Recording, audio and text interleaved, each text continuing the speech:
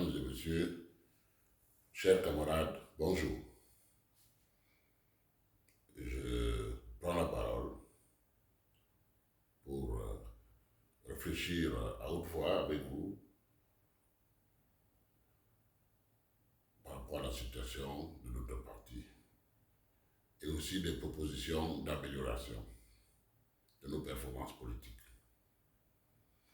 Chers camarades, depuis les élections de 2018, nos performances politiques à la présidentielle sont en baisse constante, bien que nous ayons à chaque fois gagné. À la dernière présidentielle de 2025, nous avons obtenu la majorité sur un score que j'estime étriqué par rapport au précédent score. Et c'est notre score le plus bas depuis 2011, c'est-à-dire 53,6%. En 2011, nous avons gagné avec près de 3 772 000 voix en faveur de notre candidat Paul Biya. En 2018, nous avons gagné avec à peu près 2,5 millions, 2,6 millions. Et en 2025, nous avons gagné avec 2,4 millions de poussières. On voit bien que par rapport à 2011, près de 1,3 million camarades et sympathisants n'ont plus voté pour notre candidat, notre champion. Cette baisse progressive qui nous rapproche résolument de la majorité relative me préoccupe. Les prochaines élections municipales et législatives de cette année 2026 seront très disputées et pourraient être un peu difficiles pour nous si en interne nous ne faisons pas notre propre introspection et apportions des solutions rapides aux maux qui nous minent de l'intérieur. Depuis 2020, je me suis mis au travail pour comprendre le pourquoi de cette démobilisation progressive de plusieurs de nos camarades et sympathisants, au vu des chiffres que je viens de vous annoncer. Ma conclusion est simple. Je pense que je suis proche de la vérité. Le mode de fonctionnement de notre parti a énormément changé. Il a même radicalement changé. Depuis les élections municipales législatives de 2013, où il y a eu beaucoup de problèmes en interne. C'est depuis cette date que pour ma part, le verre est rentré dans le fruit. Il s'agit de quoi exactement? J'ai noté une forte confusion qui a été subrepticement introduite dans la conscience des militants au sujet du rôle du comité central et du secrétariat général du comité central. Il y en a beaucoup qui ont pensé que c'était la même chose. Suite à cette confusion, nos statuts et règlements ne sont pas de temps en temps respectés. Les prix fermés ont remplacé les choix démocratiques des militants à la base. Des restrictions non statutaires sont imposées aux militants. À l'exemple de la limitation des mandats de nos élus, l'affaiblissement et la frustration des présidents de section, et l'institution de la dictature sous le prétexte de la discipline du parti.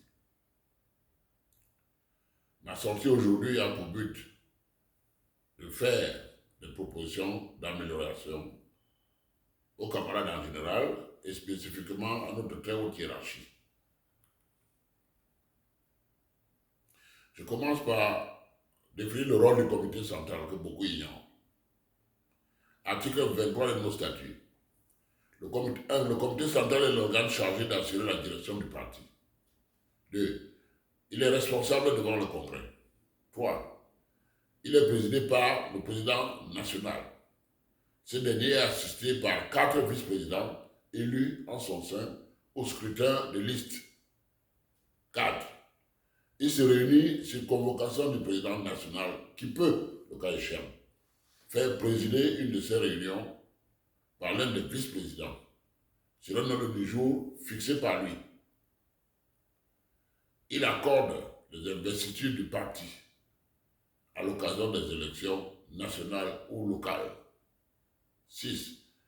Les membres du comité central d'une région ou d'un département peuvent également se réunir sous la présidence d'une personnalité désignée par le président national et sur un ordre du jour arrêté par celui-ci. Les membres suppléants du comité central y prennent part, entièrement part. Définition et rôle du secrétaire général du comité central. Article 25. Le comité central est doté d'un secrétariat général placé sous l'autorité du président national. Il est l'organe exécutif du comité central. À ce titre, il est chargé notamment de la mise en œuvre des dispositions, des décisions du comité central et de l'administration du parti.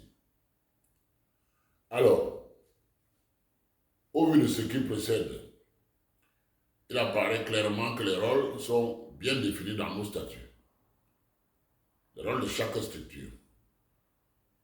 Alors, pourquoi entretenir une confusion qui aujourd'hui nous dessert et donne le sentiment que le secrétaire général du comité central est le comité central? Alors, ceci ouvre la porte à certaines pratiques dépourvues de scrupules. Cette confusion que je relève a entraîné des initiatives en total déphasage avec nos statuts. Exemple, la limitation des mandats de nos élus. Nos textes ne limitent pas les mandats tant que l'élu est plébiscité par ses camarades militants. Chaque militant peut se représenter autant de fois qu'il le souhaite. Le président national en est un exemple. Tant que nous, militants du RDPC, aurons besoin de lui pour être notre candidat à l'élection présidentielle, avec son accord, bien sûr, il en sera ainsi. Pourquoi le secrétaire général limite-t-il les mandats des autres militants? Il y a l'affaiblissement du pouvoir des présidents de section. Les présidents de section sont nos commandants opérationnels sur le terrain.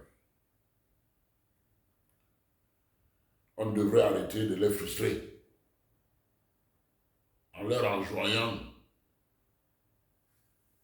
parfois de soi-disant encadreurs. Nous pensons qu'ils sont assez grands pour diriger leur section en toutes circonstances. Ils se sont battus pour être président, ils ont mis les moyens, le temps, ils ont convaincu, on doit leur faire confiance.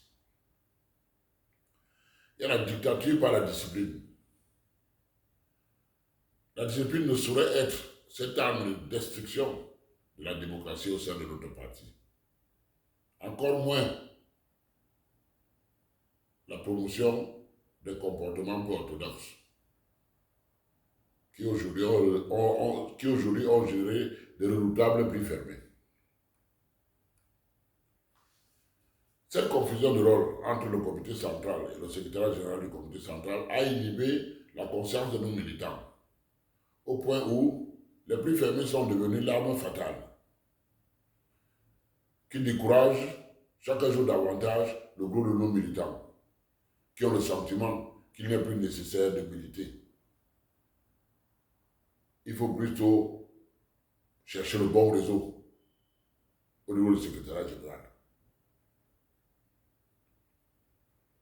La grande majorité des militants condamnent et rejettent ces prix fermés. Cette majorité souhaite, comme par le passé, que les choix démocratiques reviennent à la base militante, tel que souhaité par notre président national. Il faut plus d'équité et de justice dans le fonctionnement de notre parti pour ramener la sérénité et nous mettre dans les meilleures conditions possibles à l'occasion des prochaines élections municipales et législatives pour un RDPC toujours plus fort. Si après quelques propositions de réflexion que je adresse à vous, camarades, à la très haute hiérarchie. 1. Le secrétaire général doit rester cet organe du parti qui met en application les décisions du comité central, sans se substituer à ce dernier.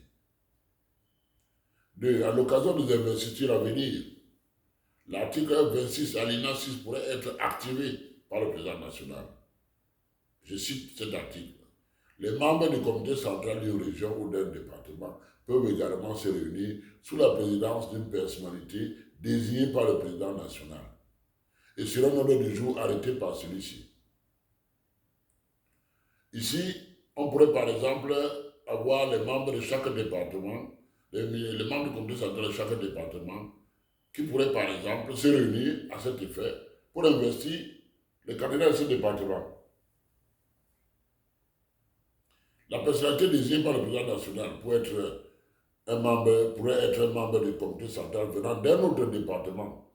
Ceci pour plus d'équité, de justice et moins de frustration. 3. La limitation des mandats n'est pas prévue dans nos statuts. L'on devra laisser chaque militant compétir là où il le souhaite, de façon à obtenir l'adhésion de ses camarades par élection interne.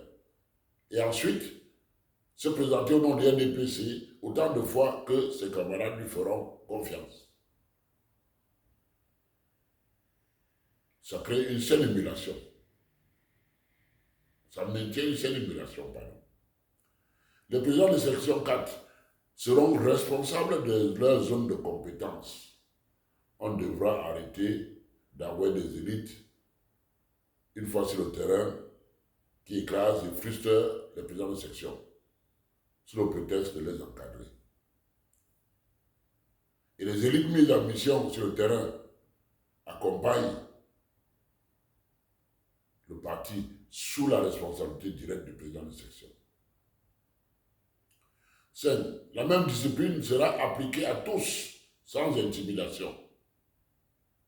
Le RDPC est un parti de rassemblement et non un parti d'état-major, d'ici notre président national. Mesdames et messieurs, voilà quelques réflexions que j'ai souhaité partager avec vous et que la très haute hiérarchie puisse prendre les mesures qu'elle pense juste nécessaires pour que la sérénité revienne dans le parti et que les prochaines élections pour le RDPC restent debout et toujours fort. Je vous remercie.